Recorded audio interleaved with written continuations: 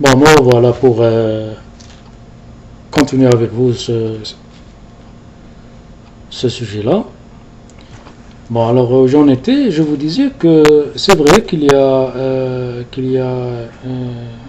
un vent de changement, du moins quand je dis un vent de changement qui s'ouvre sur l'Algérie, il s'agit de tous ces méga projets où l'on construit partout des barrages, des autoroutes, des chemins de fer. Ça c'est bien, c'est bien sûr, ça c'est quelque chose dont va bénéficier le pays.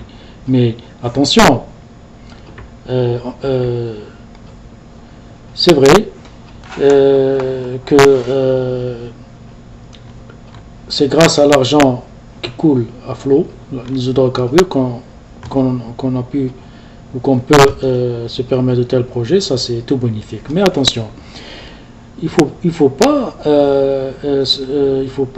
se mentir à soi-même. Tous ces projets-là, tous ces gigantesques projets partout dans le pays, d'abord, le peu d'emplois qu'il apporte aux jeunes algériens, il est temporaire. C'est logique parce que puisque le projet d'une société chinoise, canadienne qui vient réaliser ce projet, tant qu'il dit projet, il dit automatiquement temporaire.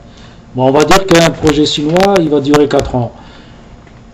Et pour les jeunes qui ont la chance d'être embauchés, ils n'auront du boulot que pour 4 ans. Et encore. Ça, et à quel prix? C'est-à-dire que euh, ces jeunes Algériens sont très très très très mal payés. Ils sont payés, je crois, au SMIC, à 12 000 dinars ou 15 000 dinars. Comment voulez-vous qu'une personne vive avec 15 000 dinars en Algérie? Donc, vous voyez que tout ça, c'est que ça ne solutionne aucun problème. C'est du temporaire. Et en plus, les gens qu'on embauche sont généralement des gens qui ont très peu de qualifications et qu'on est obligé de former sur place parce que le pays a oublié de les former.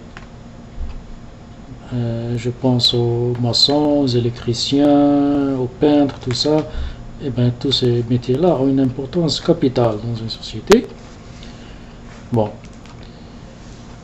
Donc, comme je vous disais, il y a le problème du travail temporaire et le problème des gens très mal payés. Donc, ces gens-là qui travaillent ne peuvent pas aspirer à un logement puisque le revenu ne leur permet pas, ni même se marier s'ils ne sont pas mariés. Donc, le malaise ne fait qu'augmenter dans la société. Voilà. L'autre problème, c'est qu'au lieu d'investir dans les PME, les petites, moyennes entreprises, c'est ça le salut de l'Algérie. Il faut que les politiques aient la volonté d'investir sérieusement dans les PME, la petite et moyenne entreprise algérienne. Il ne faut pas sous-estimer la valeur des PME. Ici aux Pays-Bas, les PME, les hollandaises, ils ont un poids énorme. Ils ont contribué d'une façon considérable à développer le pays qui est la Hollande, qui se trouve à un très très très haut niveau dans tous les domaines. Et nous, on n'a pas fait ça. Et parce que, pour plusieurs raisons, comme ça, on revient toujours à l'argent mal dépensé, au détournement, à l'abus de confiance, même si l'État a une bonne volonté, elle veut vraiment qu'un projet réussisse. Elle donne le budget à un responsable local qui devait réaliser ce projet, qui devait par exemple faire des prêts aux jeunes là, il détourne l'argent et on recommence à zéro et ça ne démarre pas.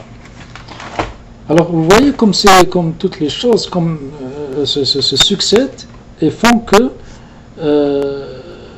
il y a un tas de raisons qui font que l'Algérie se trouve dans un statu quo. Parce qu'il ne faut pas se leurrer.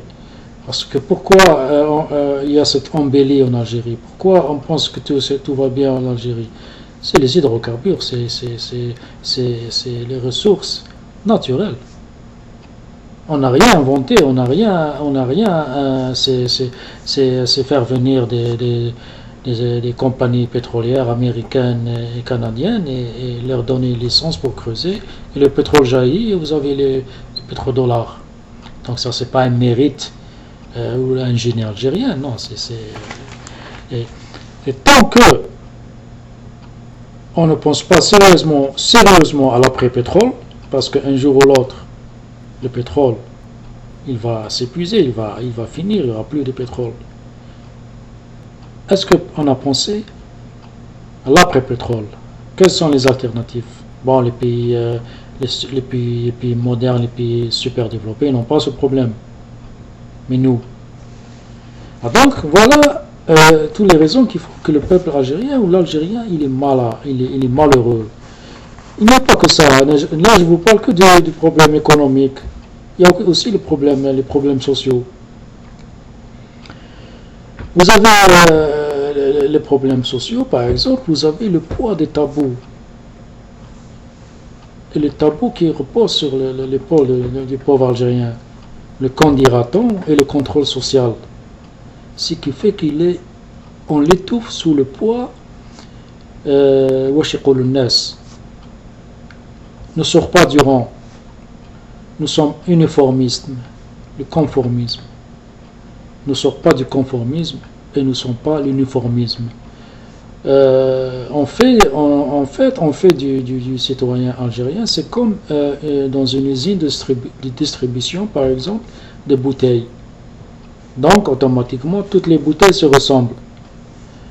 Et c'est ce qu'on a fait depuis 1962, au nom de je ne sais quelle fierté mal placée. On a pris le peuple algérien à la gorge et on l'a mis dans une pensée collective, dans l'uniformisme, dans le conformisme. Et si tu en sors, et si tu oses en sortir, on te met au bord de la société, ou là, au banc de la société, ou là au bord de la touche. Et ça, il ne faut pas sous-estimer ce problème, parce que cela a déprimé des milliers et milliers de gens qui, d'ailleurs, les 5 dernières années, on a fait une enquête, on a constaté que l'Algérien est l'un des plus grands consommateurs de médicaments en Afrique, dû au stress, problèmes sociaux, il ne voit pas le bout du tunnel. Et sans parler du nombre de suicides, des suicides qui augmentent. On n'avait qu'à lire les journaux et c'est tous les jours pareil. Les gens qui préfèrent mettre fin à leur existence parce que ils ne voient aucune issue de sortie. Ils ne voient pas le bout du tunnel, et vous avez des gens fragiles et qui ne supportent plus cette situation et qui préfèrent mettre fin à leur vie. Voilà grosso modo la situation dans laquelle se trouve, je pense, en général le peuple algérien, les citoyens algériens. C'est malheureux de le dire. Je ne suis pas ici pour jouer le pessimiste. Je ne fais que dresser un tableau que moi je pense le plus proche de la réalité. Nous vivons dans un marasme total. Nous vivons dans une prison à ciel ouvert, dans un état de non-droit, où l'on ne respecte pas la dignité humaine, et surtout, où l'on ne respecte pas la différence. L'Algérien ne pourra jamais s'épanouir tant qu'on ne le laissera pas être lui-même, être ce qu'il a envie d'être, et cela dans tous les domaines. J'aurais aimé faire une 3e, une 4e, une 5e vidéo, parce que vraiment, je pourrais le faire, parce que je n'ai dit que 10% de ce que je voulais dire, mais c'est bon, j'arrête ici, et j'espère que ce sujet vous a intéressé, et j'espère que vous allez réagir par vos commentaires, et me dire ce que vous en pensez, et je vous dis salut, et à la prochaine, Sahito, par la khair.